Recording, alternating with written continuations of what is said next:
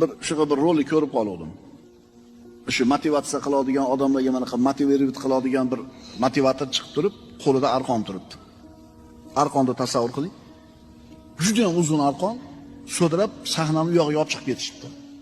Sahnani ichida ushlab turib tariyada arqonni. 10 santimetrlik izolenta o'rab qo'yibdi. Arqon chiqib ketgan sahnadan tashqariga.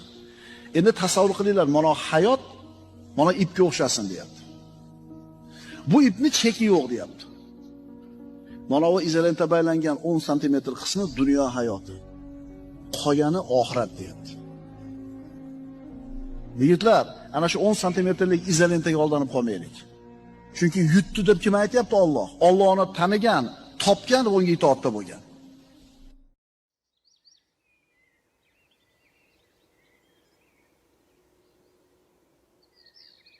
Astagfirullah. Ma asaba min musibatin fil ardi wala fi anfusikum illa fi kitabin min qabli an nabra'aha inna zalika 'ala Allohi yasir.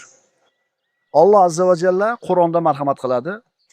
Na yerga va na o'zlaringizga biron musibat yetmas. Magar yetsa, biz uni paydo qilishimizdan ilgari kitobda bo'lar. Bu Allohga osondir. Ustinglarga nima musibat kelgan bo'lsa, yerga qanaqa musibat kelgan bo'lsa, shu musibat kelmasdan avval taqdirga yozib qo'yilgan. Sizlar buni hech narsa qila olmaysizlar. Hukm aytildi, taqdir bitildi, qalam ko'tarildi, sahifa quridi, tamom, ish bitdi.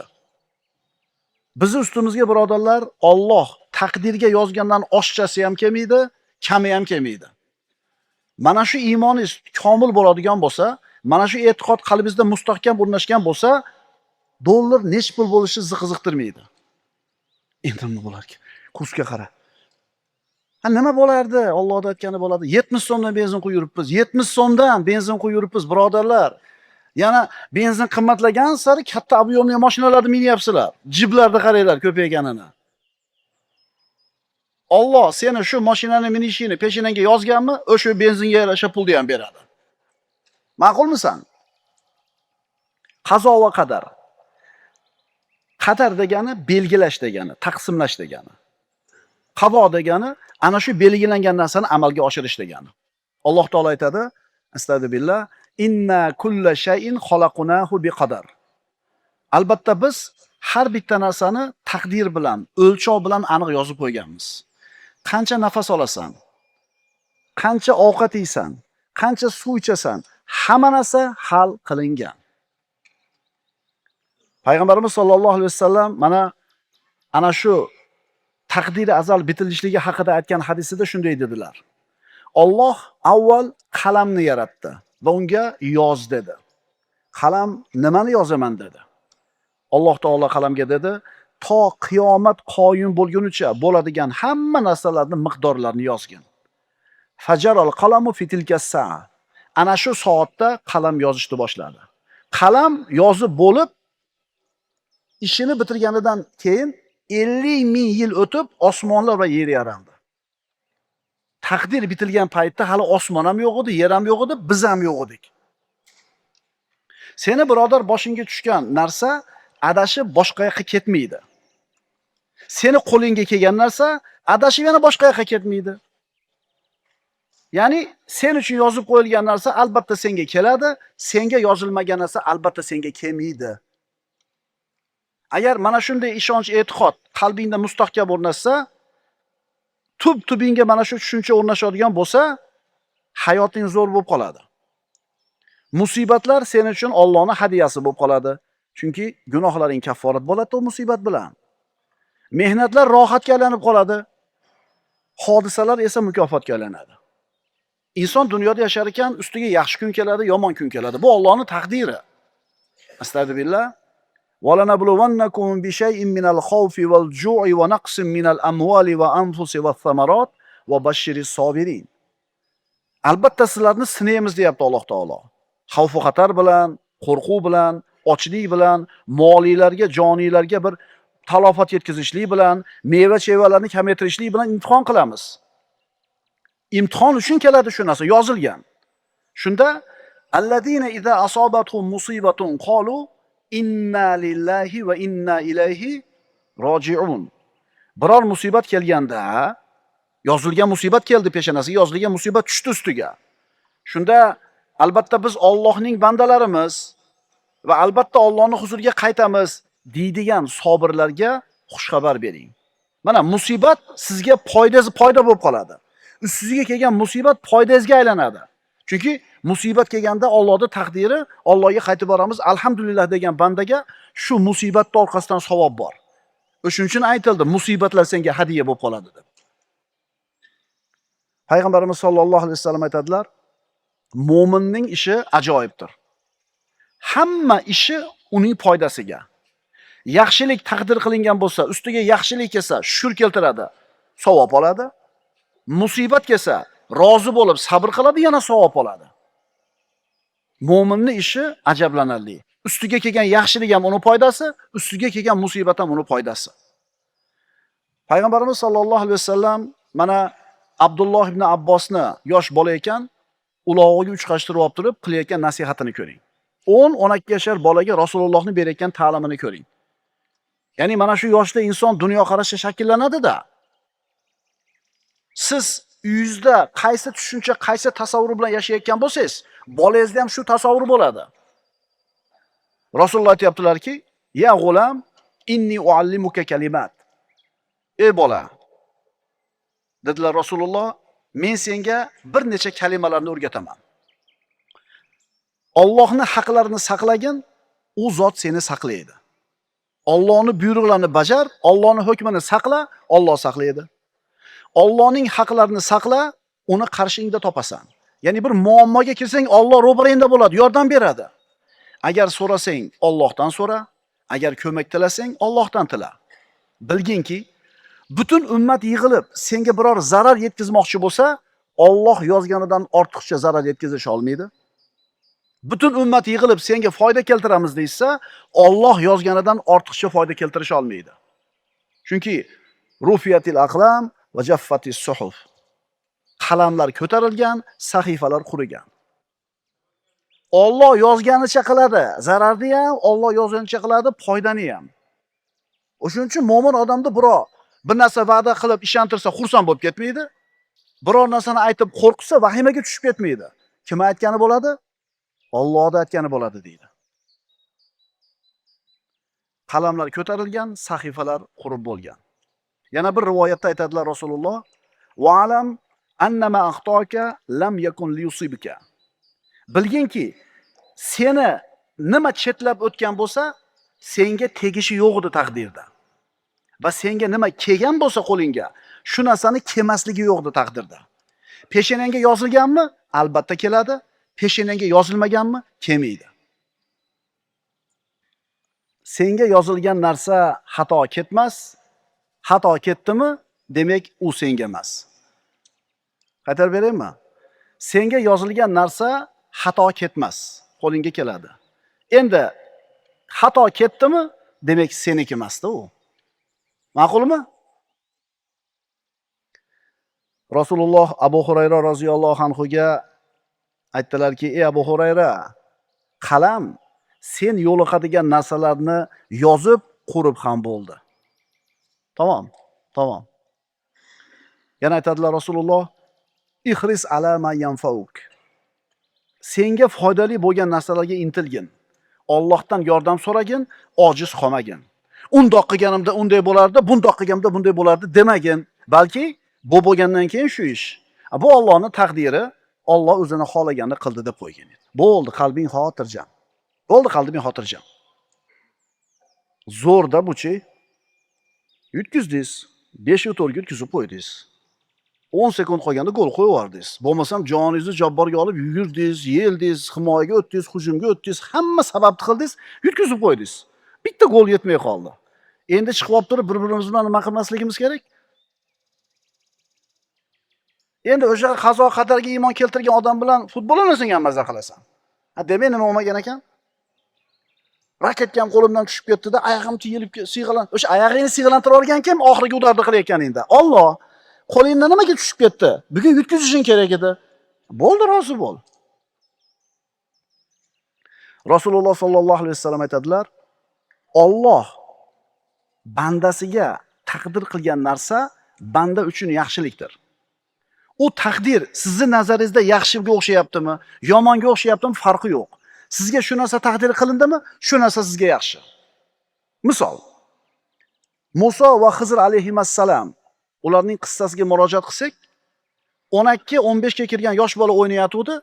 Xizr alayhissalom shunday bordida, shunday so'yib o'ldirib qo'ydi.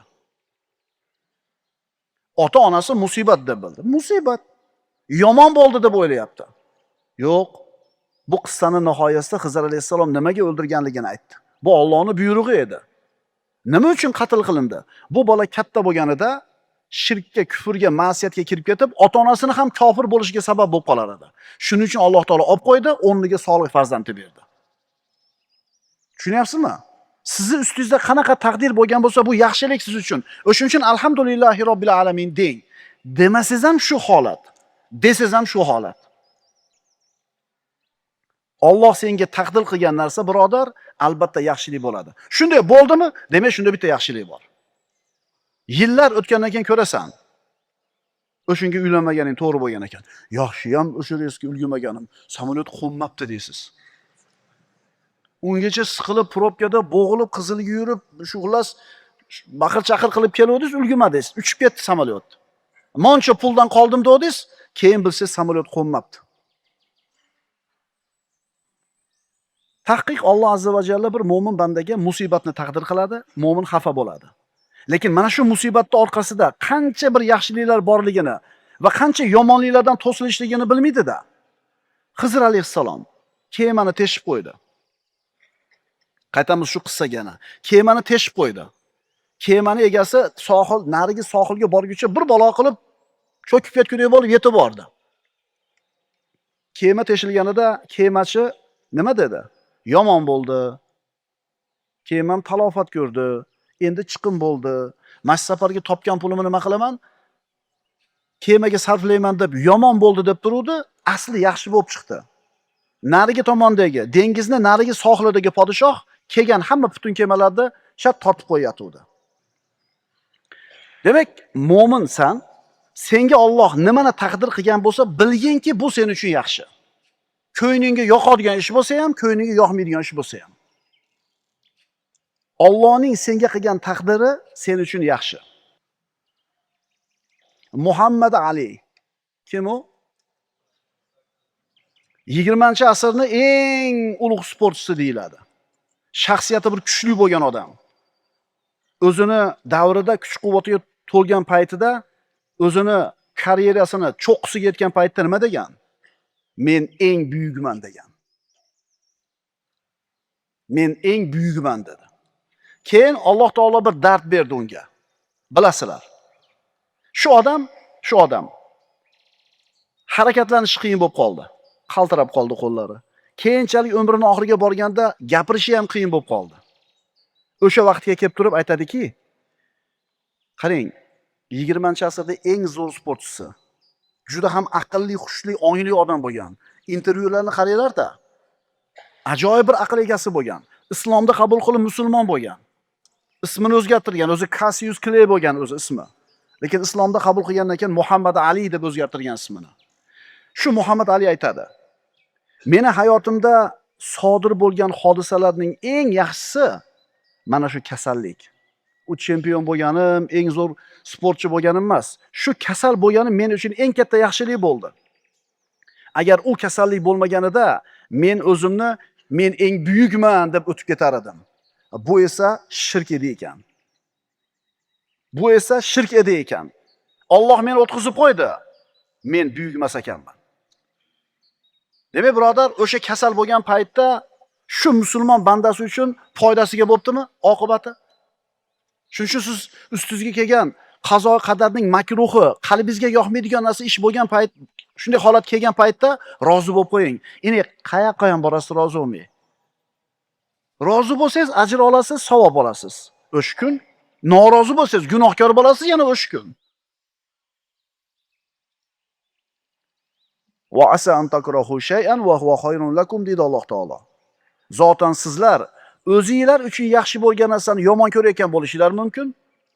O'zingizlarga yomon bo'lgan narsani yaxshi ko'rayotgan bo'lishinglar mumkin. Sizlar bilmaysizlar, Alloh biladi deyapti. Tushunyapsizlarmi mavzuni birodarlar?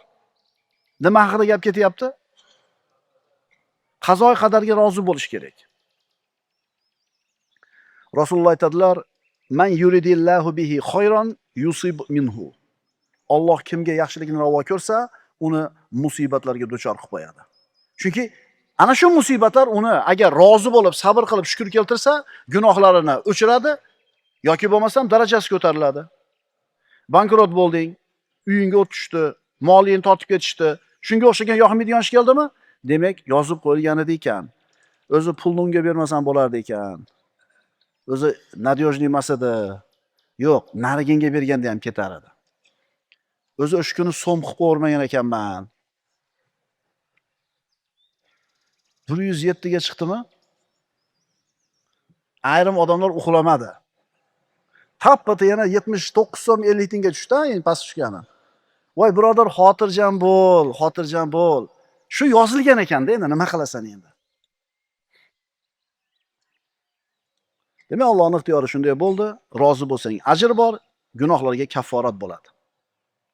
Shuning uchun beruvchi va oluvchi bo'lgan Alloh taoloning o'zi, ana shu Alloh taolodan rozi bo'lgan, taqdiridan rozi bo'lgan musibat egalariga qilgan sabrlar uchun Allohning rahmati bo'lsin. Qoida. Qadarga rozi bo'lgan odam hargiz xarob bo'lmaydi. Shuni ham yozib olinglar qalbingizda bir chekasiga. Allohning taqdiriga, qazosiga rozi bo'lgan odam hech qachon xarob bo'lmaydi. Chunki shu pul yo'q edi, o'sha pulingni yarmi ketdi. 10 yil burun, 20 yil burun yo'q edi shu pul. Yarmini oldi Alloh, yarmini qo'yib qo'ydi-yu. Alloh beruvdi, Alloh oldi deydi-da. Endi o'sha katta pulni yo'qotganlarga haqiqatan Allohning rahmati bo'lsin. Agar sabr qilsa, rozi qilsa. Chunki peshanangga yozganda shuni bo'lar. Nima qilasan endi? Qayerga borasan endi? Chunki Alloh qilgan ish haqida hech kimga hisobot bermaydi, balki bandalari hisobot beradi. Bilib ol birodar, aniq bilginki birodar, qazoy qadarga iymon keltirmas ekansan, hech qachon qalbing xotirjam bo'lmaydi. Qazoy qadarga iymon keltirmas ekansan, hech qachon qalbing xotirjam bo'lmaydi. Nafsing orom olmaydi, asablaring tinchimaydi, shaytoniy vasvasalar tugamaydi. Kim aytgani bo'ladi? Kim aytgani bo'ldi? Alloh aytgani bo'ldi. Chunki qalam ko'tarildi, sahifalar quridi. Shuning uchun yiqilib ketishi aniq bo'lib turgan devorni ushlab qolaman deb o'ylama. Sen suvni oqishidan, shamolni esishidan, shishani sinishdan saqlab qolish imkoniyatim bor edi deb o'zingni g'amga tiqma. Chunki sindimi, demak sinish kerak edi. Burning yerga ishqalansa ham, dod desang ham shunday bo'lish kerak edi, bo'ldi. Qazo albatta amalga oshadi. Faman sha'a falyu'min va man sha'a falyakfur. Kim xohlasa iymon keltirsin deyapti Alloh, kim xohlasa bunga kofir bo'lsin. Allohning yeri keng, ammo qazoy qadar kelib qolsa, osmonlar ham torlik qilib qoladi. Allohning yeri keng. Bu yerda musibat bo'layotgan bo'lsa, boshqa joyga borsangiz qutulishingiz mumkin. Bu sabab xolos. Lekin musibatni kelishi taqdiringizga yozgan bo'lsa, osmonlar ham torlik qilib qoladi. Kimda kim Allohga tavakkul qilsa, Allohning qadariga rozi bo'lsa, tahqiq iymonini qoyim qilibdi va ikkala qo'li bilan ikkala oyog'ini yaxshi amallarga bo'shatib qo'yibdi. G'azab, ohvohlar, shikoyatlar to'lqiniga duchor bo'lmasingdan avval taqdirga rozi bo'l, birodar. Alloh yozgandan oshchasi bo'lmaydi deb ishongin. Afsus nadomatga botib qolmasdan avval qazoni tan ol. Savol: kim xotirjam yashaydi bu dunyoda? Qazoy qadarga taslim bo'lgan va undan rozi bo'lgan odamlar. Bu ham qoida. Kim xotirjam yashar ekan? Taqdirga rozi bo'lgan, qazoy qadarga taslim bo'lgan odam. Sen ustingga senga yoqmaydigan ish kelmasligi uchun nima sabablarni qilish kerak bo'lsa qilding. Hamma hiyla choralarni amalga oshirding. Lekin shunday ham keldimi? Demak, taqdir ekan. Hikmat qachoniki Alloh o'zining amrini, qadarini yuzaga chiqarishni istasa, o'sha vaqtda, o'sha lahzada aql egalarining aqlini olib qo'yadi. Nima degani bu? 30 yildan beri mashina purishlik qiladi birov. Shu ishni piri bo'lib ketgan. Endi bizning tilda yeb qoladigan kuni keldi. Zararga kiradigan kuni keldi. Qarab turib, kupa-tuzni baxrayib, ko'zi bo'lingan mashina olib turibdi-da. Bo'lmasam qancha odamlarda shunaqa bir kuyib qolmasligiga sabab bo'lgan, ko'rsatgan, bir qarab ajratadigan odam, lekin o'ziga kelganda kuydi-da. Endi nima deyish kerak? Demak, Alloh taolo bugun kuyishimiz yozgan ekan. Tushunyapsizmi? Bir kun keladida o'zi shu pachaq mashinaga to'g'ri kelib qoladi. Demak, Alloh o'zining qadarini amalga oshirishlikni xohlagan payt kelganda, aqlli odamlarda aqllarini o'chirib qo'yadi aqlini. Yana qadar kelib qolganda, qazo kelib qolganda, hikmat ko'zini to'sib qo'yadi. Hozir gapda aytadi shagirdiga. Do'kondor shagird oldi aytadi. 20 yillik do'konda ishlash tajribasi bor. Shagirdga aytadiki, ko'chadan birov bir narsa ko'tarib kelsa, olma deydi. Chunki o'g'irlangan bo'lishi mumkin deydi. Birov bir tuzoq qo'ygan bo'lishi mumkin deydi. Deydi-da, bir kun keladi o'zi shunaqaga tushib qoladi. Chunki Alloh taolo bugun shu ishni amalga oshirishligini, shu ishni ro'yobga chiqishligini xohlagan ekan, tamom. Ko'rib turib, baxrayib turib, qoqilib turaverasiz.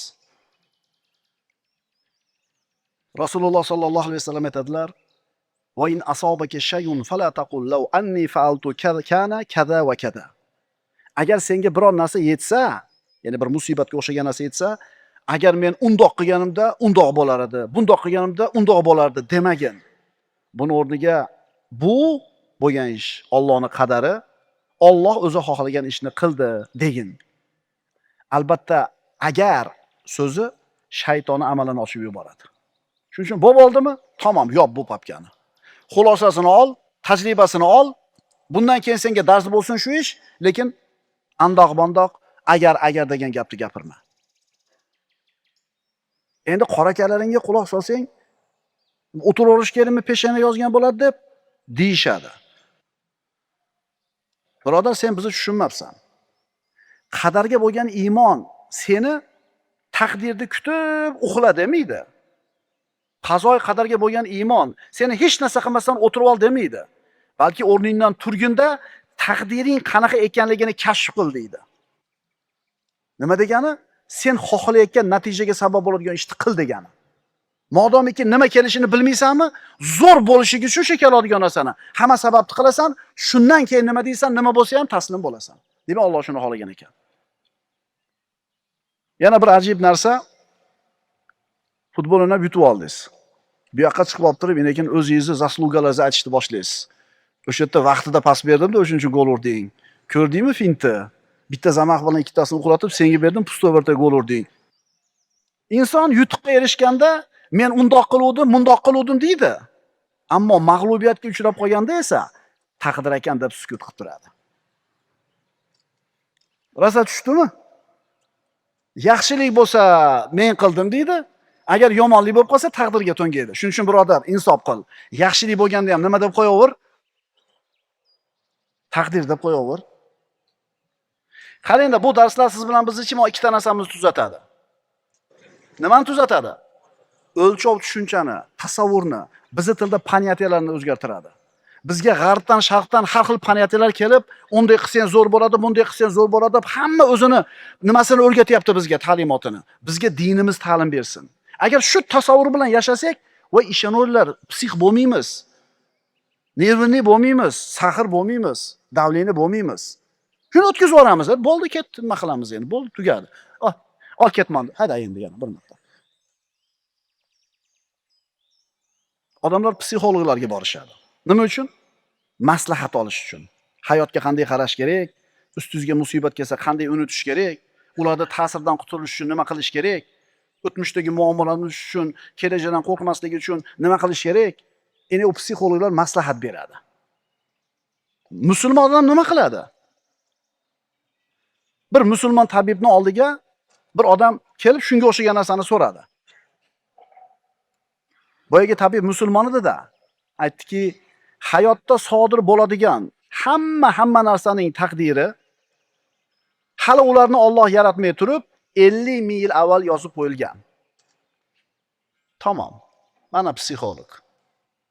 Ha birodar, taqdiring hali osmon yer yaralmay turib 50 ming yil avval bitib qo'yilgan. Tamam.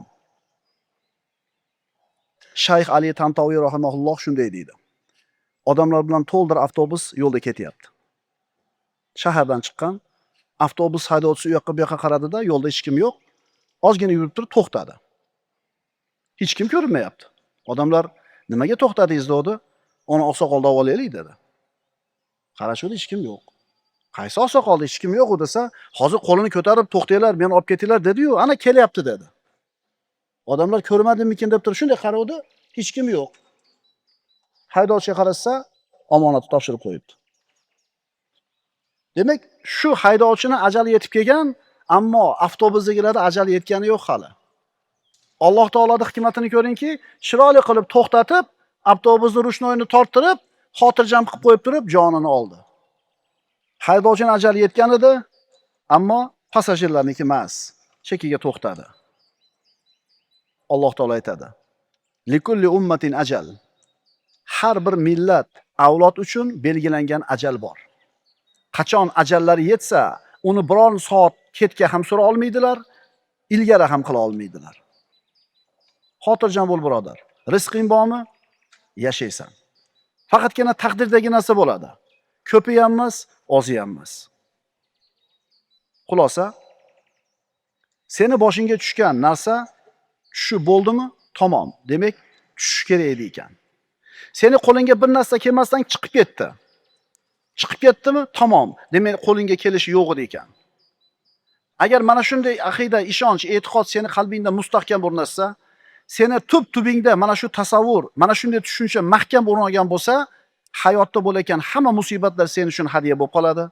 Mehnatlar rohatga aylanadi, hodisalar esa mukofot bo'lib qoladi. Payg'ambarimiz sollallohu alayhi vasallam Makkani hijrat qilib chiqib ketganlarida Quraysh mushriklari u zotning tirigi o'ligiga 100 ta tuyani mukofot qilib qo'yishdi. Qo'lidan kelgan odam payg'ambarimizni tutib, mana shu mukofotga ega bo'lishlikka haris bo'ldi. Rasululloh sollallohu alayhi vasallam va Abu Bakr Siddiq ketayotganlarida ana shu mukofotning ilinjida Suraqat ibn Malik al-Jushumi bularga ergashdi. Sirat darslarida aytganmiz, eshitgansizlar.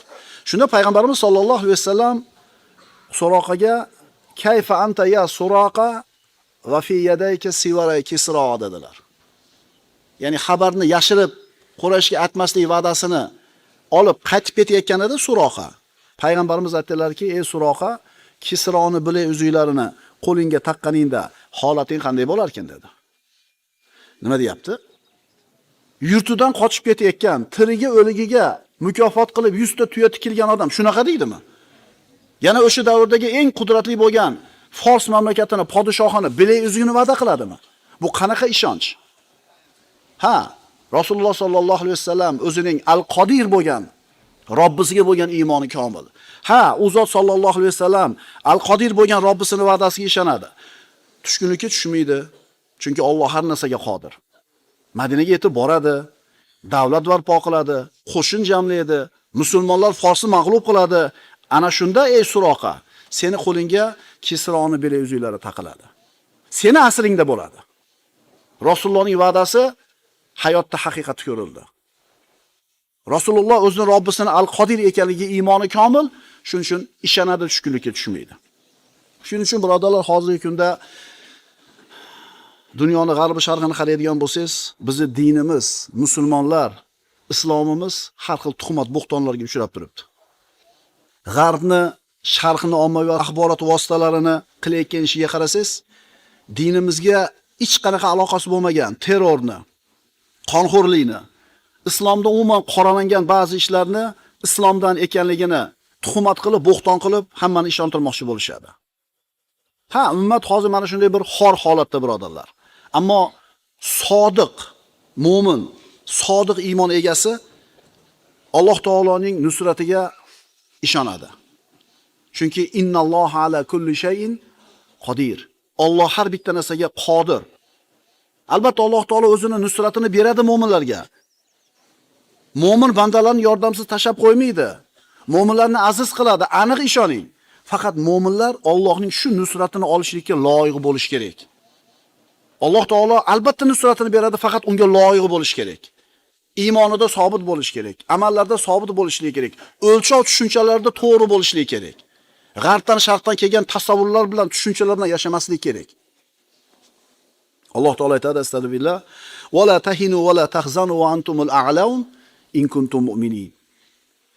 Kufrga qarshi kurashda sustlashmanglar, g'amgin bo'lmanglar. Agar haqiqiy iymon egalari bo'lsanglar, sizlar oliy bo'lasizlar, sizlar ustun bo'lasizlar. Bizning iymonimiz komil. Alloh qodir mo'minlarni aziz mukarram qilishlikka. Avval aziz mukarram qilgan edik.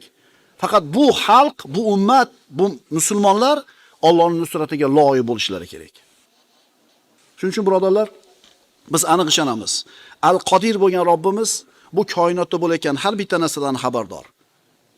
Alloh bo'layotgan narsalarni bilmayaptimikin, bexabarmikin deb o'ylashlik iymonga teskari tushuncha. Astagfirullah, va ma tasqutu min waraqatin illa ya'lamuha. Qancha daraxt bor yer yuzida? Qancha bo'lgan va qancha bo'ladi daraxtlar? Va qancha barglar bor? Ana shu barglardan birontasi yerga uzilib tushmaydi, magar Alloh biladi. Alloh hamma yoqda bilib turibdi. Alloh o'zining dushmanlarini g'olib qilishlikka qodir emasmikin deb o'ylash, birodarlar, iymonga teskari tushuncha. Chunki innalloha ala kulli shay'in qodir. Alloh hamma narsaga qodir bo'lgan zot. Yer yuzida bo'layotgan ishlarga Allohning parvosi yo'qmikin degan tushunchada bo'lishdan, birodarlar, iymonga teskari tushuncha. Chunki astagfirullah, va huvallazi fis samai ilahun va fil ardi ilah va huval hakimul alim. U Alloh osmonda ham iloh, yerda ham iloh bo'lgan zot. U hikmat egasi va biluvchi bo'lgan zot. Musulmonlarning dushmanlari Alloh xohlamagan ishni ham qila olishadi deb o'ylashgan, birodarlar, iymonga teskari tushuncha. Musulmonlarni xor qilishyaptimi? Xor qilishyapti. Alloh bilmayaptimi? Alloh bilyapti. Nimaga tek qo'yapti? Musulmonlar shunga loyiq bo'lib qoldi. Wala yahsabannallazina kafaru sabaqu innahum la yu'jizun. Kofir bo'lgan kimsalar ustun keldik deb hisoblashmasin. Ular hargiz ojiz qila olmaydilar. Ya'ni Alloh taolo albatta jazolarni beradi ularni. Biz mo'min sifatida birodarlar, Alloh taolo hamma narsani bilib turadi. Har narsaga qodir. Yer yuzida bo'layotgan ishlarga Alloh beparvo emas. Allohning iznisiz dinimizning dushmanlari o'rnidan qimirlanmasligi, ular Allohning qabzasidan qochib qutula olishlikka qodir emasligiga iymon keltirishimiz kerak. Nima bo'layotgan bo'lsa Alloh xohlagani uchun bo'lyapti. Bilingki, mana shu musulmonlarning ustida hozirgi kundagi bo'layotgan mana shu ishlarda bir ulug' hikmat bor. Musulmonlar uchun foyda bor. Lekin bu hikmatni, bu foydani siz bilan bizning ko'zimiz ilg'olmaydi. Chunki Alloh taoloning ne'matlari bor, zohiriy va botiniy. Ko'rinib turgan ne'matlari bor va ko'rinmayotgan ne'matlari bor. Va asbagha alaykum ni'amahu zohiratan va botina. Va sizlarga barcha zohiriy va botiniy ne'matlarni komil qilib berganini ko'rmaysizlarmi? Biz Alloh taoloning Al-Qodir ismi haqida dars qilyapmiz. Innalloha ala kulli shay'in qodir. Alloh har narsaga qodir bo'lgan zot. Mana shu e'tiqodingiz mustahkam bo'ladigan bo'lsa, qalbingizda xotirjamlik bo'ladi. Allohning yordamiga bo'lgan ishonch paydo bo'ladi. Al-Qodir ismini Qur'on va sunnatda vorid bo'lishligi. Bu ism, Al-Qodir ismi Qur'onda ham zikri bor, hadisda ham. Astagfirullah, yaxluqu ma yasha'u va huval alimul qodir. U o'zi xohlagan narsani yaratur, u bilimdon va qudratlidir. Mana Qur'onda yana bitta bir misol, astagfirullah. Qulillahumma malikal mulki tu'til mulka man tasha va tanziul mulka mimman tasha va tu'izzu man tasha va tudhillu man tasha biyadikal khayr innaka ala kulli shay'in qodir. Ayting, ey mulku davlat egasi bo'lgan Allohim, sen istagan kishingga mulk ato qilursan. Istagan kishingdan bu mulkni tortib olursan. Istagan kishingni aziz qilursan, istagan kishingni xor qilursan. Bor yaxshilik yolg'iz sening qo'lingdadir. Albatta sen barcha narsaga qodirsan. 30 ta o'rinda birodarlar innalloha ala kulli shayin qodir jumlasi keladi. Albatta Alloh har narsaga qodir bo'lgan zot. Mana siz bilan biz har kuni namozdan keyin o'qiydigan kalima-i tavhid. La ilaha illalloh vahdahu la sharika lah, lahul mulku va lahul hamdu va huwa ala kulli shayin qodir. Yagona Allohdan o'zga iloh yo'q. Uning sherigi yo'q. Mulk unga xosdir. Hamd unga xosdir. U har narsaga qodirdir. Allohumma la maniya lima a'toyta. Parvardigor, sen bergan narsani to'sib oladigan yo'q. Va la mu'tiya lima mana'ta. Sen man qilgan narsani beradigan yo'q. Ya'ni sen berishni xohlasang hech kim to'sib qola olmaydi, keladi. Agar sen berishni xohlamasang hech kim bera olmaydi. Va la yanfa'u zal jaddi minkal jadd. Huzuringda boylik egasiga boyligi foyda bermaydi. Alloh sizni boyitib qo'yishni xohladimi? Butun dunyo qarshi tursin, Alloh sizni boy qilib qo'yishga qodir. Astagfirullah. Ma yaftahillahu lin-nasi min rahma, fala mumsika la, va ma yumsik fala mursila lahu min ba'di. Alloh odamlar uchun ne bir rahmat, marhamatni ochib qo'ysa, bas uni ushlab to'sib qolguchi bo'lmas. Va nimani ushlab qolsa, bas u zot ushlab qolgandan keyin u narsani bandalarga bironta yuborguchi bo'lmas. Agar Alloh siz bilan bo'lsa, kim sizga zarar yetkaza oladi? Agar Alloh sizga qarshi bo'lsa-chi, kim sizga foyda keltira oladi? Shuning uchun aytishimiz kerakki, Parvardigor, seni topgan banda nimani yo'qotibdi? Seni yo'qotgan banda nimani topibdi? Qudrat, qadar va qodir kalimalar. Mana qodir so'zi qaysi so'zdan chiqarib olingan, ishtiqoq qilingan? Taqdir so'zidanmi, qudrat so'zidanmi? Mana masdari bir. Masdari bir. Taqdir, qadar so'zidan chiqarilganmi al-qodir? Yoki qudrat so'zidanmi? Ikkita odam bor. Ilmli odam, jur'atli odam. Ilmli kishini ishi, tadbiri, rejasi puxta bo'ladi. Chunki nima bor unda? Ilm, ma'rifat bor. Jur'atli odamda ilm, ma'rifat bo'lmaganligi uchun uni ishini, tadbiri ilmli odamning ishini tadbirdaqa bo'lmaydi. Oliy darajadagi ilmi bor odamki maqsadiga yeta olmaydi. Nima uchun? Tadbiri zo'r, jur'ati yo'q. Endi jur'atli odam, jur'ati bor, lekin tadbiri yo'q. Kamchilikda shijoatli kishi bir ishni qilish kerak, ammo ilmsizligi sababli qanday yo'l tutishni bilmaydi. Ilmi bor, jur'ati yo'q. Jur'ati bor, ilmi yo'q. Savol. Qadrlagan odamingizni doim yaxshi ko'rasizmi? Siz qadrlaydigan bitta odam bor, doim yaxshi ko'rasizmi? Ikkinchi savol. Yaxshi ko'rgan odamingizni doim qadrlaysizmi? Yaxshi ko'rdi degani albatta qadrladi degani emas. Qadrladi degani albatta yaxshi ko'rdi degani emas. Yaxshi ko'rgan odamingizni doim qadrlaysizmi? Qadrlagan odamingizni doim yaxshi ko'raverasizmi? Gohida bir odamni qadrlaydi, ammo yaxshi ko'rmaydi. Yoki yaxshi ko'radi, ammo qadrlamaydi. Misol bilan tushuntiramiz. Ota-ona farzand uchun muhabbatni eng oliy martabasida turadi. Ammo bu ota-ona savodsiz. Farzand olimlik maqomiga yetgan. Ota-onasini yaxshi ko'radi, lekin ilm maydonida qadrlamaydi. Tushunarli bo'ldimi?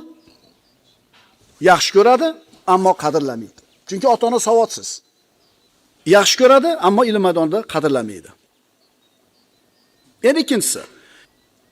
Ilmli odam bor, oliy darajadagi professor, akademik, ilmida tengsiz, uni qadrlaysiz, ammo xulqi, fe'l-atvori chataqligi uchun yomon ko'rasiz. Yaxshi ko'rib turib qadrlamadi, qadrlab turib yaxshi ko'rmadi. Bir tabib bor, fe'l-atvori yomon, axloqi chataq, og'zi shalaq, fahshda tinmay gapiradi, ammo o'zini ishini tengsiz mutaxassisi. Uni qadrlaysiz, tabibligini, lekin shaxsiyat sifatida yaxshi ko'rmaysiz. Ammo Alloh subhanahu va taoloni al-Qodir bo'lgan zotni qancha qadrlasangiz, shuncha yaxshi ko'rasiz. Qancha yaxshi ko'rsangiz, shuncha qadrlaysiz. Tabarakasmu robbika zil jalali val ikrom. Buyuklik va karam sohibi bo'lgan Parvardigoringizning nomi barakotli muborakdir. Allohni buyukligi uchun ulug'laysan, ikromi uchun yaxshi ko'rasan. Al-Qodir Alloh taoloning go'zal ismlaridan. Qancha qadrlasang, shuncha yaxshi ham ko'rasan. Endi qarangda, qancha odamni qadrlaymiz atrofimizda yurgan va qanchasini yaxshi ko'ramiz. Alloh Al-Qodir bo'lgan zot. Qodir so'zi taqdir so'zidan olingan, ya'ni cheksiz ilm egasi. Yana Qodir so'zi qudrat so'zidan olingan. Demak, kuch-qudrat egasi. Qodir degan so'z ham qudrat so'zidan olingan, ham taqdir so'zidan olingan. Alloh taoloni ilmi bilan qanchalar xotirjam bo'lsak, qudrati bilan ham shunchalar xotirjam bo'lamiz. Uning qudrati bilan qanchalar xotirjam bo'lsak, ilmi bilan ham shunchalar xotirjam bo'lamiz. Demak, Alloh taoloning Al-Qodir ismi taqdir so'zidan ham, qudrat so'zidan ham olingan. Alloh subhanahu va taoloning Al-Qodir ismi inson bilan uning umri davomida doim birga bo'ladi. Allohning qazosi bor, Allohning qadari bor. Allohning qazosi degani bu Allohning ilmi degani. Allohning qadari degani o'lchovi degani. Alloh hamma narsani bilib turib o'lchov bilan yaratgan zot. Mana shu insonda kibr sodir bo'lishini Alloh taolo bildi va ana shu kibridan qutulishligi uchun bir muolajani tayyorlab qo'ydi. Boshiga bir musibat tushadi-da, bu yerga kibr qilgan odamni. Xorlangandan keyin alamga kiradida, ustiga kelgan shu musibatning sababi kibr ekanligini tushunadi-da, tavba qiladi. Demak, Alloh taolo har narsaga qodir zot. Bilishga ham qodir, tarbiyalab qo'yishga ham qodir bo'lgan zot. Agar siz birodar Alloh bilan birga bo'lib lazzat topayotgan bo'lsangiz, demak siz omonlikdasiz, rohatdasiz, xotirjamlikdasiz. Bilib qo'yinglar, insonning qalbi taskin topishi, qalbi osoyishta bo'lishi, qalbi xotirjam bo'lishi bitta narsaga bog'liq. Bu taskin, bu xotirjamlik, bu sakinat, xotirjamlik Allohning zikriga bog'liq, birodarlar. Robbimiz subhanahu va taolo aytayapti: "Ala bi zikrillahi tatmainnul qulub." Ogoh bo'linglar, qalblar faqat Allohning zikri bilangina orom olur. Bu nima degani? Insonda qalbi boshqa narsalar bilan ham orom oladi. Masalan, katta pul topsa orom oladi. Bir mansabga yetsa orom oladi. Bir muammosidan chiqsa orom oladi. Giyohvand moddalarni nima qilsa, iste'mol qilsa orom oladi. Lekin haqiqiy orommi bu? Bu u orom deb o'ylayotgan narsalar oqibati qanaqa bo'ladi? Qarang, mansabga o'tirib qalbingiz orom oladi, mansabdan tushirishyapti. Orom yo'q. Giyohvand moddani tomiridan haydadi, 1 soat, yarim soat orom oldi, keyin u azob. Siz bilan bizni yo'qdan bor qilgan Parvardigorimiz aytayapti: "Ey bandalar, sizlarning qalbinglar faqat meni zikr qilish bilan orom oladi", deyapti. Zikr bilasizmi, qalb uchun nimaga o'xshaydi? Tuvakdagi gulizga suv qanchalar zarur. Suv qo'ysangiz ko'karib o'sadi. Suv qo'ymasangiz qurib qoladi. Xuddi shunga o'xshagandek, lillahil masalul a'la. Allohni zikr qilgan odamning qalbi tirik turadi. Robbisini zikr qilgan odam bilan Robbisini zikr qilmagan odamning misoli dedilar Rasululloh. Tirik odam bilan o'lik odamga o'xshaydi. Ogoh bo'linglar, qalblar faqat Allohning zikri bilan orom oladi. Alloh azza va jalla qalbingizga taskin beradi agar zikrda bo'lsangiz, Allohni eslasangiz, zikrda bo'lsangiz. Bu qalbni tamomiy sakinatda bo'lishligi faqat mo'min bandalarga beriladigan Allohning xos ne'mati. Chunki birodarlar, qarangda, Alloh taolo sog'ligini ham, zakovatni ham, molni ham, quvvatni ham, chiroyni ham hammaga beraveryapti. Kofirga ham, mo'minga ham beryapti. Ammo sakinat, xotirjamlikni Alloh taolo mo'min bo'lgan do'stlarga beradi, o'lchov bilan ato qiladi. Demak, omonlik, xotirjamlik faqatgina mo'minlarga beriladigan xos ne'mat ekan. Agar bilsangiz, deydi Alloh taolo, aytingchi, qaysi guruh qo'rqmay xotirjam bo'lishga haqliroq? iymon keltirgan, o'z iymonlarini zulm bilan aralashtirmagan zotlar, ana o'shalar xotirjam bo'lguvchidirlar va ana o'shalar hidoyat topguvchidirlar. Sen banda zaifsan, Alloh qodir. Sen faqirsan, Alloh boy. Sen bilmaysan, Alloh biladi. Sen qayerda bo'lma, Alloh sen bilan birga. Alloh taoloning-chi birodarlar, bandalar bilan birga ekanligida shubha qilmaylik. Va huwa ma'akum aynama kuntum. Qayerda bo'lmanglar, Alloh sizlar bilan birga. Endi mana shu Allohning birga bo'lishi ikki xil bo'ladi. Umumiy birgalik va xos birgalik. Umumiy birgalik nima? Mo'min bo'lsin, kofir bo'lsin, Alloh u bilan birga. Uni kuzatishi bilan, nazorat qilishi bilan, ko'rib turishi bilan. Xos birgalik bu mo'minlar bilan bo'ladigan birgalik. Va annalloha ma'al mu'minin. Alloh sen bilan birga nimasi bilan? Kuzatib turishi bilan ham sen bilan birga. Endi qo'llashi, saqlashi, tavfiq berishi va yaxshi ko'rishi bilan birga. Qaysi odam haqiqiy podshoh? Qaysi odam haqiqiy ega? O'zini nafsiga ega bo'lgan, o'zini nafsini boshqara olgan inson. O'ziga ega bo'lgan inson haqiqiy podshoh deyiladi, birodarlar. Chunki g'azablanib turgan paytda, shahvatlar fitnaga chaqirib turganda inson o'zini jilovlay olsa, demak mana shu odam haqiqiy malik, o'ziga podshoh bo'lgan, o'ziga ega bo'lgan inson bo'ladi. Bunaqa o'rinda hamma ham o'zini tuta olmaydi, birodarlar. Taloq degan so'z ham jahlda chiqadi. Birov bilan urushib qolib, nojo'ya so'zlar ham shu paytda chiqadi. Mashaqqatli kunlar bo'ladi, sinovli qiyin kunlar bo'ladi. Mana shunday holatlarda ham shariatni doirasidan chiqmagan inson haqiqiy podshoh, haqiqiy ega inson bo'ladi. Inson ustiga mashaqqatlar keladi. Albatta buni ortida hikmat bor. Bandani ustiga kelgan mashaqqatda albatta hikmat bor. Bu hikmatni nima ekanligini Alloh taoloning o'zi biladi. Mo'min kishining ustiga kelgan mashaqqatli narsa ikkita narsa sababli bo'ladi. Ya'ni ikki xil mashaqqat, ikki xil qiyinchilik bo'ladi. Birinchisi, qilgan gunohlari sababli ustiga musibat keladi. Gunoh ko'payib ketdi, tavba qilmay qo'ydi, bir baloni berdi, bir musibatni, bir kasallikni berdi-da, shu bilan shu gunohlarni Alloh taolo yuvib tashlaydi. Bu birinchi variant. Ikkinchi variant. Hamma yo'g'i tekis, istig'for tavbasi o'rnida, xayr ihsoni o'rnida, gunoh mas'uliyatlardan qo'lidan kelganicha ehtiyot bo'lyapti, lekin shunda ham bir mashaqqat keldi. Bu nima deyiladi? Birinchi holatda gunohlarning yuvilishi uchun keldi bo'yiga sinov mashaqqatlar. Ikkinchi holatda darajasini ko'tarishligi uchun. Agar inson mana shunday bir qiyinchilikda o'ziga ega bo'lib, sabr qilib, shariatda sobit tura oladigan bo'lsa, Alloh taolo uni yuksaltirish uchun bergan bo'ladi musibatni. O'zini nafsini jilovlay olishlik, o'ziga ega bo'lishlik. Birodarlar, salbchilar Quddusni egallashganida 10 minglagan odamlarni, tinch aholini qonini oqizishdi. O'zlarini nafslarini jilovlay olishmadi. Britaniyalik ulug' bir mutafakkirlardan biri aytgan edi. Butun olamga ega bo'ldik, ammo o'zimizni nafslarimizga ega bo'la olmadik. Ya'ni butun olamni boshqaryapmiz kuchimiz bilan, siyosatimiz bilan, quvvatimiz bilan. Ammo o'zimizni nafsimizni boshqarishlikka quvvatimiz yetmadi. Haqiqatan qaraydigan bo'lsangiz, ana shu moddiy hayot zo'r bo'lgan g'arbda o'zlarini nafslarini jilovlay olmasdan nafsni ko'yiga kirib, nima bo'layotganligini ko'ryapsizlar. Erkakga ayolga aylanyapti, ayol erkakka aylanyapti, erkak erkakka nikohlanyapti, ayol ayolga nikohlanyapti. Tushunyapsizmi nima degani? O'shuning uchun aytayapti-da, dunyoga ega bo'ldik, dunyoda boshqardik, ammo o'zimizni nafsimizni boshqara olmadik.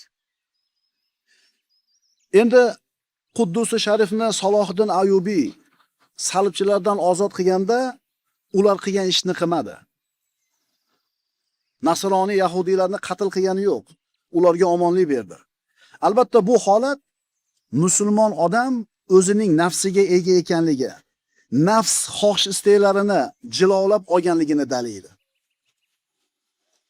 Salibchilar minglagan odamlarni qonini oqizdi, tinch aholi, yahudiyni ham o'ldirishdi, musulmonni ham o'ldirishdi. Ammo musulmonlar egallaganida ular qilgan bu ishni qilmadi, chunki ular o'zlarining nafslariga ega insonlar edi. Demak, Mo'min kishidagi ulug' sifatlardan bittasi o'zining nafsiga egaligi, nafsini jilolay olishligi, hissiyotlariga, o'zini xohish istaklariga berilib ketmasligi. Demak, mo'min kishi podshoh ekan. O'zini nafsiga ega ekan. Alloh taoloning Al-Malik ismidan oladigan ulushlardan bittasi mana shu bo'ladi. O'zingga o'zing egamisan?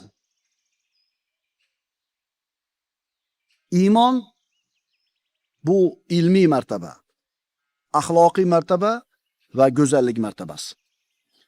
Hozirda ko'pchilik odamlar mo'min degan kalimaga e'tibor qilishmaydi. Masalan, bir odam doktor Ahmad deb chaqiriladi. Demak, Ahmad ismli inson doktor degan unvoni bor. Ana shu unvonga yetishlik uchun bu odam juda ko'p mehnat qilgan.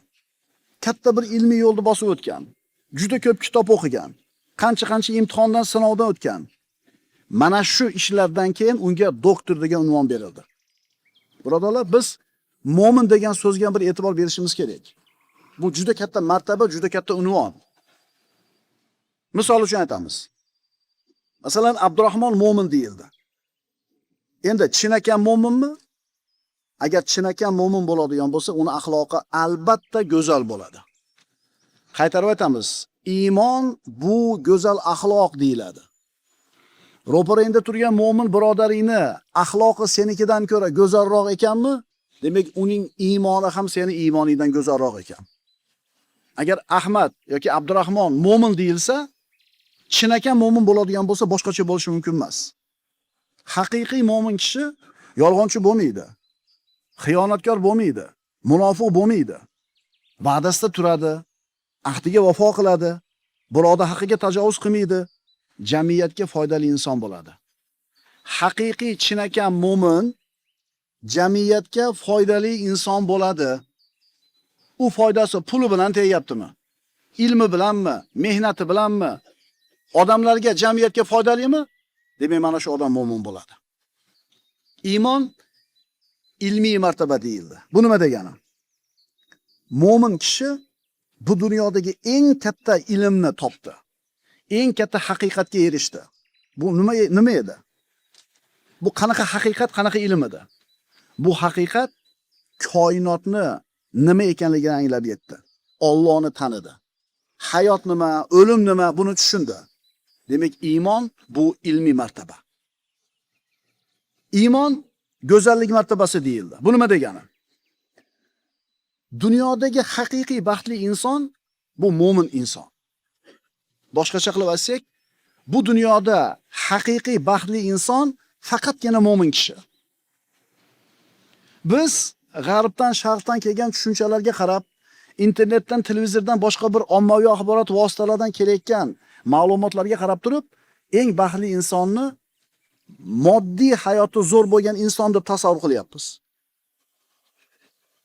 Ko'chalar tekis, oilalar katta, turmush tarzi zo'r, mashinalari yangi, falon mamlakat.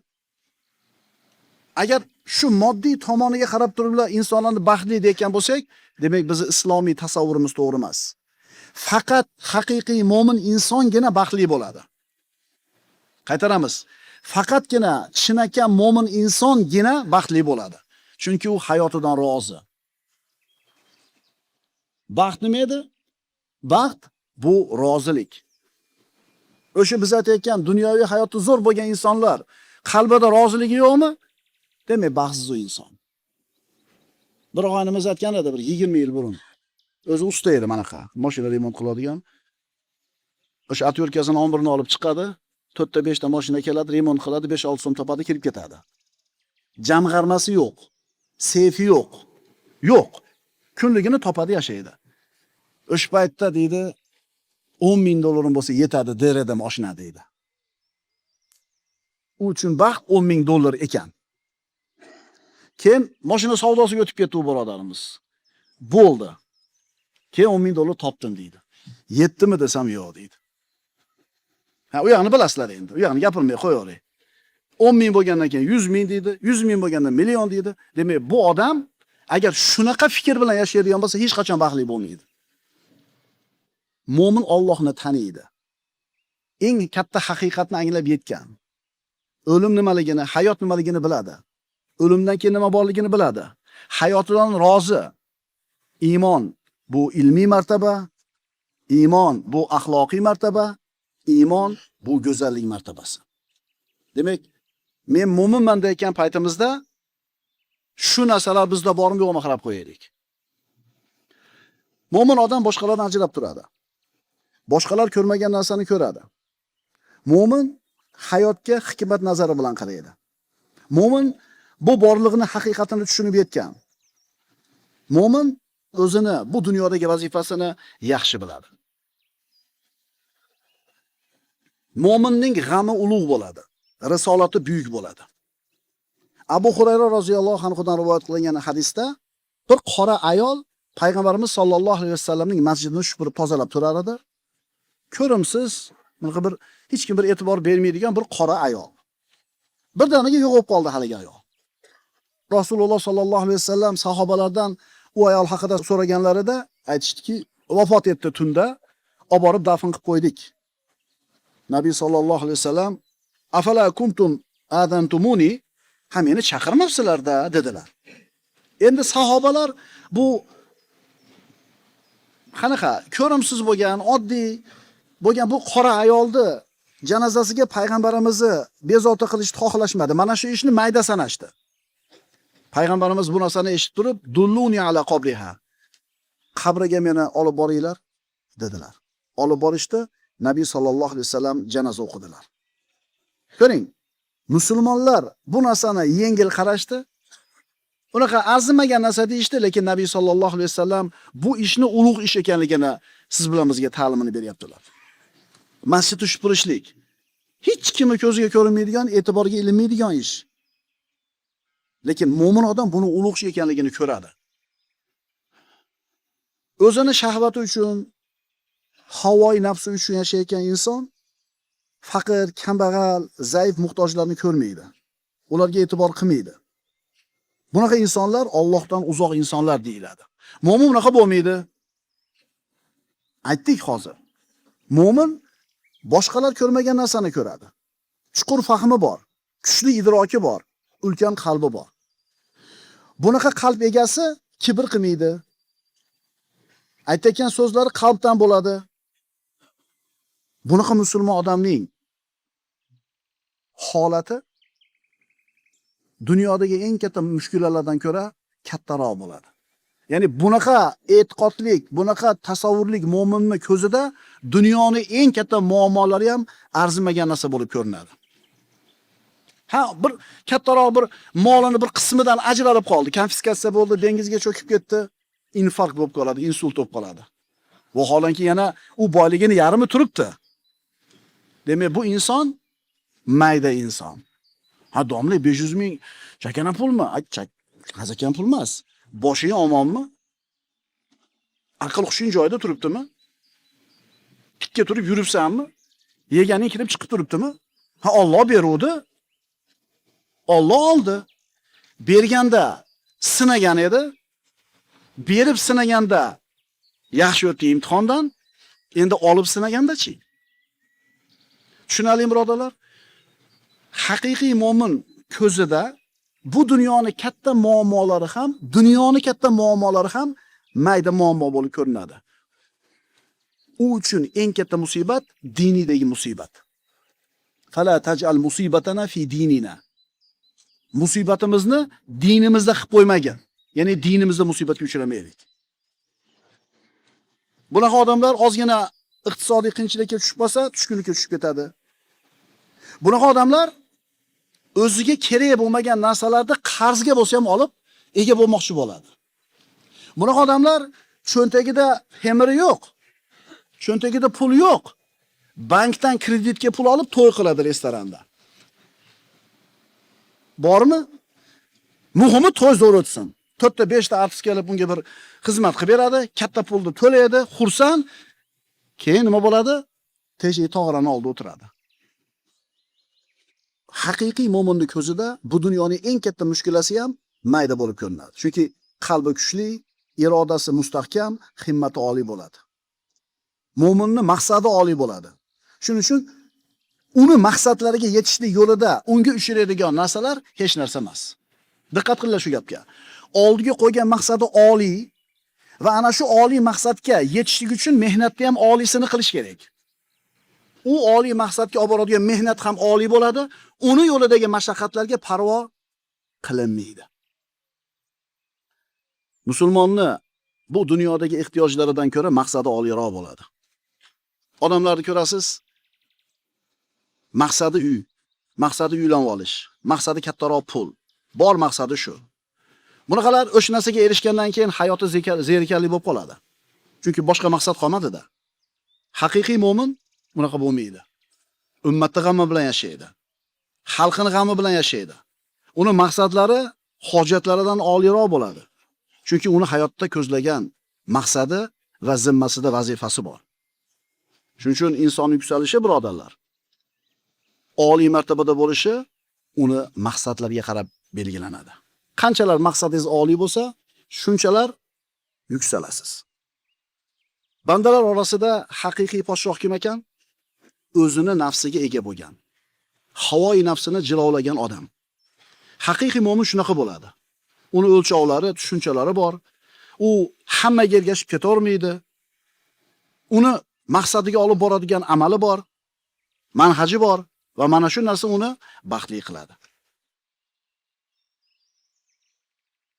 Hamma ishlarning oqibati uni huzuriga qaytadi.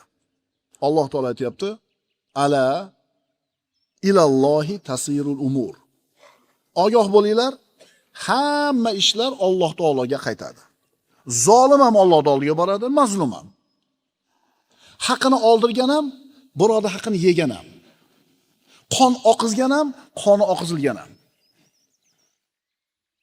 O'zini qudratida, kuzatuvida, g'amxo'rligida, parvarishda bo'lganlarni Alloh taolo saqlaydi, himoya qiladi. Mana Qur'onda Alloh subhanahu va taoloning mana shu ismiga aloqador bo'lgan bir qancha oyatlar bor, o'qiymiz. Lahu muaqibatun min bayni yadayhi va min xalfihi yahfazunahu min amrillah.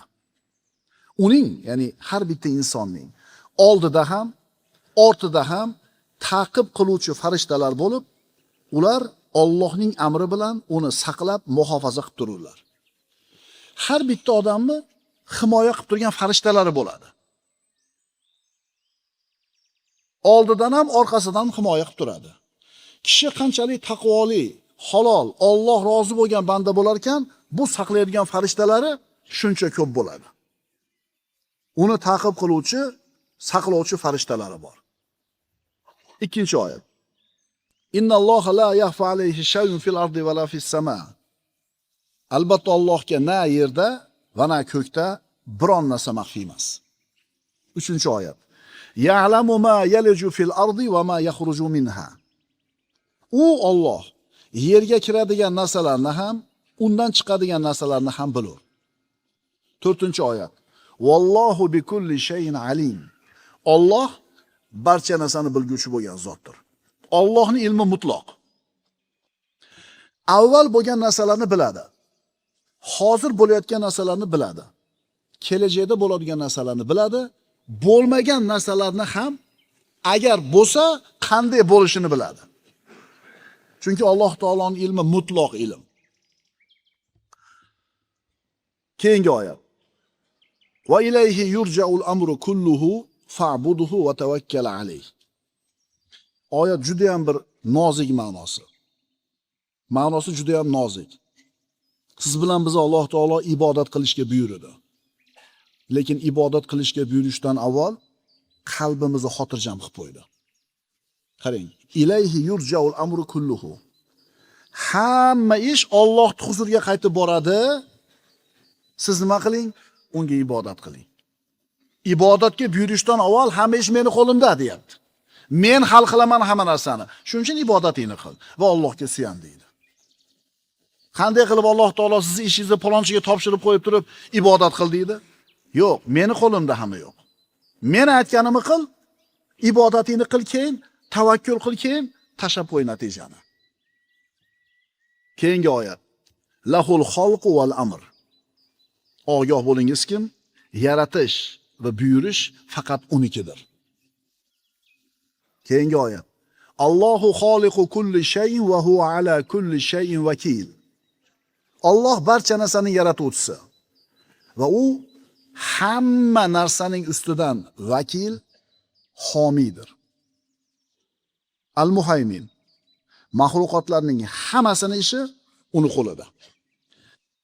Sendan yuqori bo'lganlar bor, sendan past bo'lganlar bor. Sen bilan teng bo'lganlar bor. Ularning hammasini ishi Allohning qo'lida.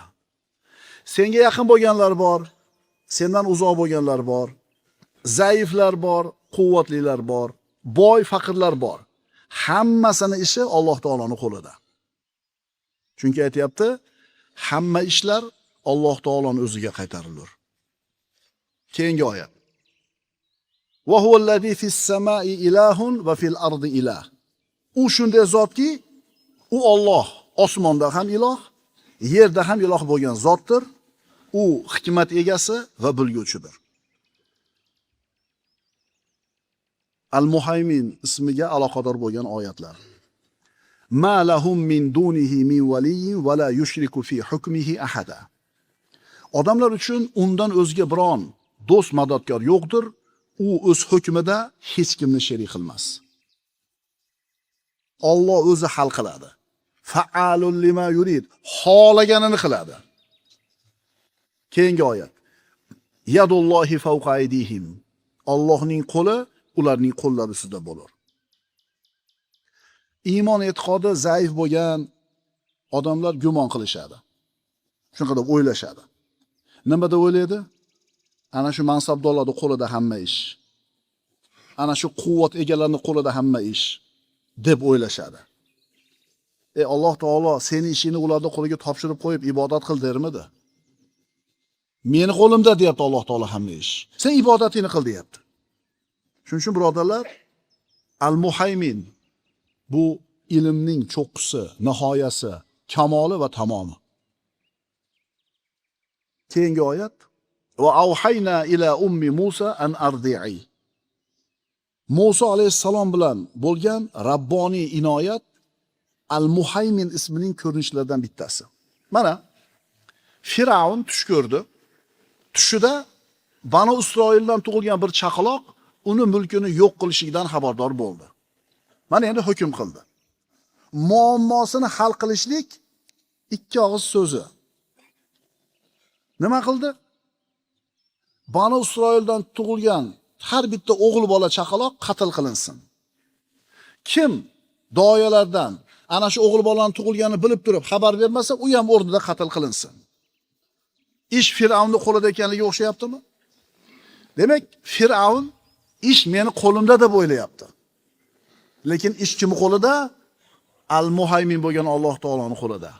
Musa alayhissalomning onasi tug'di Musa alayhissalomni va qo'rqdi.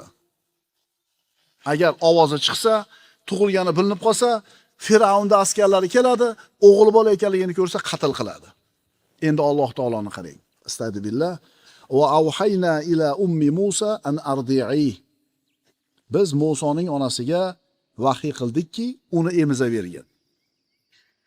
Fa idza khifti alayhi falqihi fil yam. Bas qachon qo'rqsang, uni daryoga tashlagin. Daryoga tashlash o'limi naq o'zi-yu. Lekin daryo cho'ktiradi agar Alloh xolasa. Alloh xolamasa daryo cho'ktirmaydi. Chaqaloq Musa alayhissalom idishga solindi, suv yoqizildi. Idish Allohning amri bilan harakatlandi. Suv bu idishni olib ketyapti. Suvni qayerga oqizish ham kim ishi? Voy birodarlar, hamma ish Al-Muhaymin bo'lgan Allohning qo'lida. Kim aytgani bo'ladi?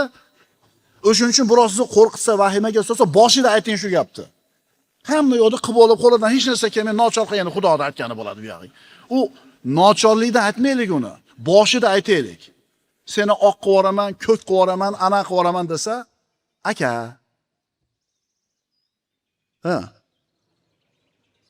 Ha, o'sha. Aka, osmon qo'lingizda bo'lsa tashlab yuboring. Allohning aytgani bo'ladi. Muhimi harom ish qilmayapman. Muhimi Allohning aytganidan chiqmayapman. Undan keyin nima bo'lsa Allohning xohishi bo'ladi deysiz. Oyatning davomini qarang. Astagfirullah. Va la taxafi va la tahzani inna radduhu ilayki va ja'iluhu minal mursalin. Qo'rqmagin, qayg'urmagin, zero biz uni tirik holda senga qaytaramiz va uni payg'ambarlardan qilamiz. Nil daryosi ichiga bola solingan idish oqib ketyapti. Alloh taolo o'zi boshqaryapti. Idish qayerga borib to'xtadi? Fir'avnning ana shu Nilni bo'yiga qurilgan saroyning oldiga borib to'xtadi. Nima uchun boshqa tomonga yoqib ketmadi? Nima uchun cho'kib ketmadi? Nima uchun ayni Fir'avnning qasriga bordi? O'zi aslida bolam ana shu zolimni qilichiga tushib qolmasin deb turib oqizganmidi? Endi Allohning xohishini qarang. Shu Fir'avnning halokatiga sabab bo'ladigan odam Fir'avnning qasrida katta bo'lish kerak. Bu kimning xohishi? Ana shu bolani qatl qilishni o'ziga maqsad qilib olgan Fir'avnning holini tomosha qilingki, Alloh taoloning qudratini tomosha qilingki, bor qudratini shu bolani o'ldirish uchun sarf qiluvdi, Allohning xohishi boshqa edi. Ayni o'zini qasrida katta bo'ldi. Shuning uchun Allohning xohishi hamma xohishdan ustun bo'ladi. Alloh xoladi. Nimani? Shu Fir'avnni Musa alayhissalom sababidan halok bo'lishini va shunday bo'ldi. Shu vaqtda Fir'avnning ayoli daryoda sohiliga keldi, haligi bolani ko'rdi, Alloh qalbiga muhabbat solib qo'ydi. Nima dedi? La taqtuluhu asa an yanfa'na. O'ldirmanglar buni. Shoyat bizga bir foydasi tegib qolsa. Shu bilan tirik qoldi. Shuning uchun birodarlar, Allohning xohishi hamma xohishdan ustun. Uni mulkida uni o'zini xohishidan boshqa hech kimning xohishi bo'lmaydi. Chunki hamma ish al-muhaymin bo'lgan Alloh taoloning qo'lida. Alloh xolasa, agar seni o'zining haymanasiga olsa, o'zini himoyasiga, parvarishiga, g'amxo'rligiga olsa, arzimagan sabab bilan katta musibatdan saqlab qo'yadi. Ana Payg'ambarimiz sollallohu alayhi vasallam Abu Bakr Siddiq bilan g'orda o'tirganlarida ana shu mushriklar bilan payg'ambarimiz o'rtasida o'rgimchakda 4 yil bor degan rivoyatlar bor. Agar Alloh halok qilishini xohlasa-chi, arzimagan narsa sabab bo'ladi. Ana oxir zamonga borganda Yajuj Majujga hech kimni quvvat yetmaydi qarshi turgani. Yer yuzini tamomiy egallaydi, fasodga to'ldiradi. Alloh taolo nima qiladi? Bo'ynidan bir qurtni chiqarib qo'yadi, shu qurt hammasini halok qiladi. Bu oyatda ikkita buyruq bor. Ikkita qaytariq bor, ikkita bashorat bor. Bu Qur'onning kalomdagi e'jozi, mo'jizasi. Birinchi buyruq, an ardi'ay, emizgin. Ikkinchi buyruq, fa'alqihi fil yam, daryoga oqizgin. Birinchi qaytariq, la tahofi, qo'rqmagin. Ikkinchi qaytariq, va la tahzani, mahzun bo'lmagin. Endi ikkita bashorat qoldi. Inna radduhu ilayki, birinchi bashorat. Men tirik qaytarib beraman qo'lingga bolangni. Ikkinchi bashorat, va ja'iluhu minal mursalin, uni payg'ambarlardan qilaman. Yo Alloh, bu qanaqa e'joz, qanaqa mo'jiza. Lug'atdagi bir ulug' mo'jiza. Bitta gapda, bitta jumlada ikkita buyruq, ikkita qaytariq, ikkita bashorat bor. Bu Musa alayhissalomga bo'lgan Alloh taoloning in'omi edi, rahmati edi, marhamati edi va haymanasi edi. Alloh taolo al-muhaymin bo'lgan zot. Ehtiyot qiladi, g'amxo'rlik qiladi, parvarish qiladi, nazorat qiladi, hukmron bo'ladi va boshqarib turadi.